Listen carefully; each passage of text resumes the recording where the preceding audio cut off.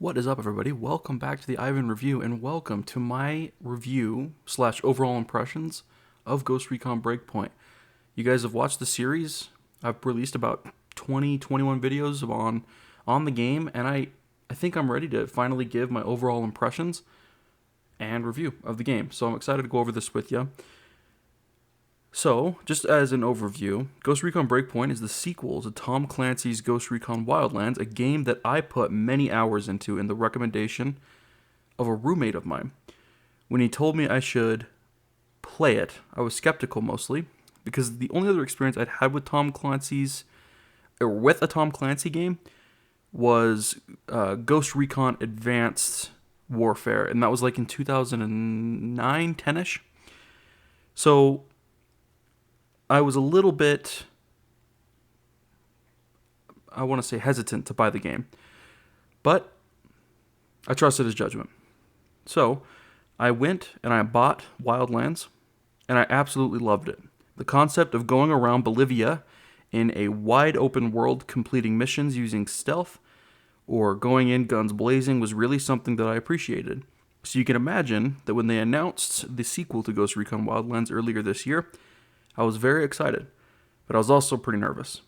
With the recent trend, the past 5 years or so, honestly more than that, of game developers adding loot boxes and microtransactions to games and making it a really big emphasis on those things and making it so that people could pay to win, I was really concerned that Ubisoft would go in that direction as well. And they did introduce some form of loot boxes and real world currency to game currency. You can actually spend money and buy, I believe, what they're called ghost points. I never ended up doing it.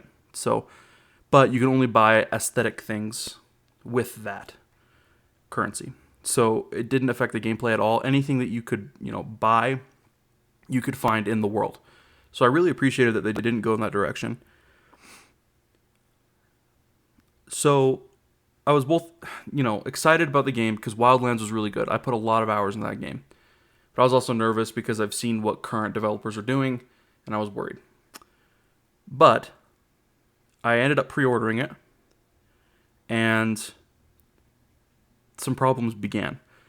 I bought it, and when I opened up the game when it released, the first thing that I was greeted to was a servers are down message. And I couldn't access the game. Even if I was just trying to play single player, which doesn't require a online server. But apparently they've made it so that single player does require that now. And they didn't make it so you could just do an offline single player mode. So I actually couldn't play the game until the next day, which was a bit of a downer. But honestly, it wasn't surprising. We've seen other games go through the same thing. I remember getting Destiny 2, and Destiny 2 servers were down right when the game came out. Some people could get in, some people couldn't. I remember I was at an Xbox Live party with some friends who had gotten the game as well, and 2 of them could access the game, and the other 3 of us couldn't. So it's pretty frustrating though, because I feel like developers need to come out with games, and they need to be ready for the release. They need to have servers that are prepared for the amount of people that are going to be on their game. It was just frustrating. So, okay, let's start with the cons. So, like I said previously, this game was not ready for release, and the servers couldn't handle the amount of players, and there was a lot of issues with rendering and graphics. When you first get into this game, and I know multiple people who have, come at me with the same conclusion. The game really doesn't look finished at the beginning when the cutscenes and stuff like that. The mud looks very pixelated. It just doesn't look good at the beginning of the game.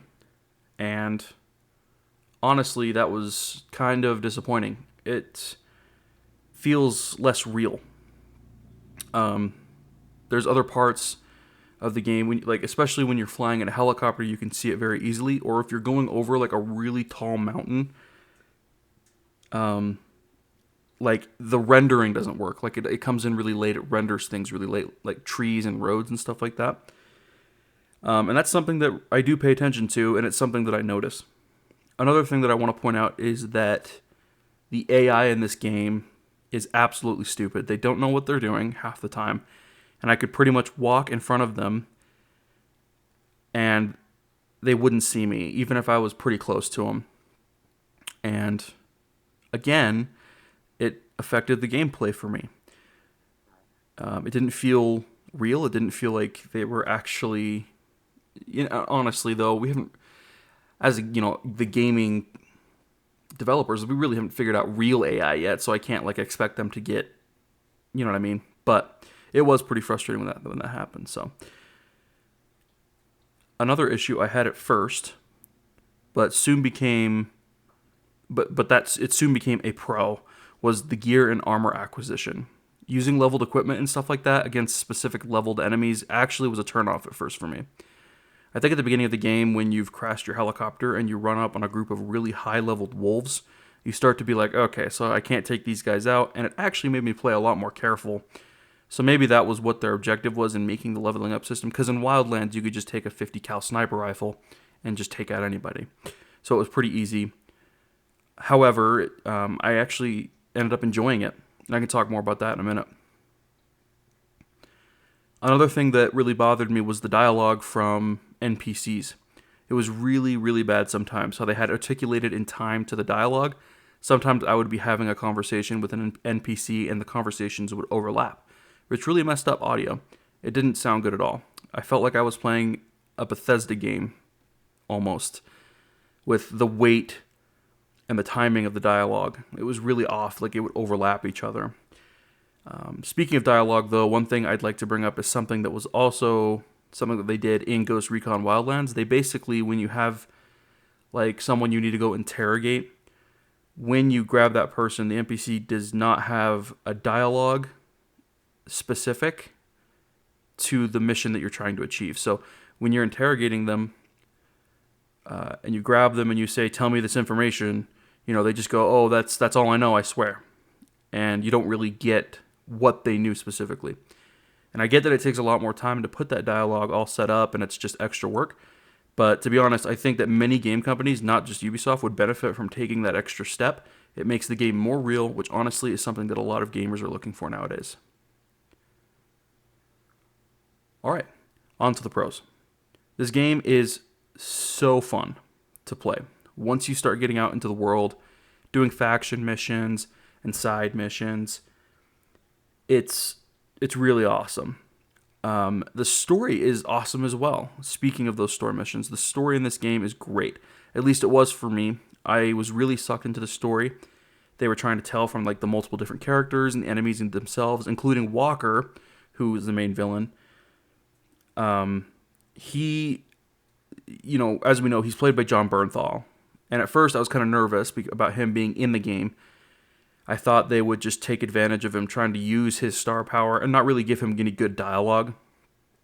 And I think that's what they were doing. I mean, it's not really hiding that fact. But to be honest, he just played some of the previous characters that he's played in various TV shows and movies. But it works here. He really pulls off that AWOL military man, the one who struggled with a couple of things morally, and so he decided to make his own group, which ended up being the wolves in the game. Another thing I liked in this game was the ability that we had to use a skin that we create instead of being limited to the gear that we have equipped. Now, a lot of the gameplay that I had, I just used what I had picked up around the world, and my guy looked pretty cool. I thought he looked cool. But if one was not to enjoy that, you could create your own configuration and put that as a skin over the armor that he had picked up, which I think is a genius system. It makes it so that either way you can look the way that you want to. You can change the colors on your gear, including your weapons and your armor. You can really customize the way that your guy looks, and I really like that. One thing I will say is that they don't let you customize your facial features afterwards, except for scars. And I'm not sure why they did that. I would think they could give you that customization, but they don't. Regarding skin color and your face preset. Another pro to the game was honestly the gunplay. From the sounds of the guns making that they make themselves, the way the guns recoil and the effect the attachments have with the weapons really helps this game. It makes it more real, and to me, I really enjoyed the sound of a 50 cal shooting off a round, and then you hear your character pull the bolt back like it was very crisp, clear sound. I really enjoyed that. It reminded me almost of Battlefield 5 and Battlefield 1's combat. It's not the same sound clarity, it's not as crisp, but it's almost to that level. It's definitely something I appreciate. Overall, Ghost Recon Breakpoint was a pleasant experience, and there's sometimes I could get frustrated with some of the rendering and some of the lack of effort it seemed on the developer's part. It was also something that I kept coming back to. I couldn't put the game down, and it was mainly because of the story.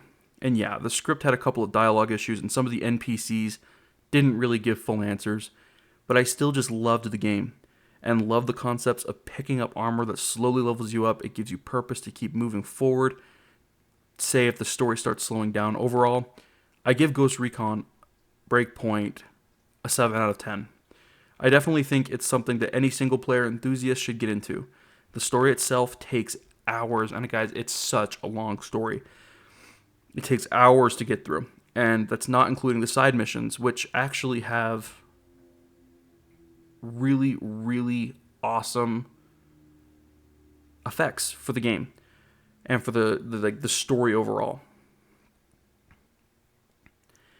If you like Ghost Recon Wildlands, I really do think you'll like this game. It's different, but in a lot of ways it feels just like you're back in Bolivia, flying helicopters around and sniping noobs from far distances. I know this doesn't match other reviewers' feelings for the game, but this was just my experience with it. And I still haven't finished the full game yet, but I plan on continuing to play it in my own personal time. That's how much I liked it. I really appreciate your support through the first series, and I'm excited to see where the channel goes from here. Up next, as you know, I will be playing Star Wars Fallen Order, Jedi Fallen Order. Let me know if you'd like to continue seeing videos from Ghost Recon Breakpoint, because like I said, I'm going to continue playing it. I very much enjoyed the game, and I really actually kind of want to be like a perfectionist here and finish the game 100%. So let me know if you'd like to see a series on that. Alright, that's it for me on this one today, guys. Thank you again so much for the support, and I hope you have a great rest of your day. Goodbye.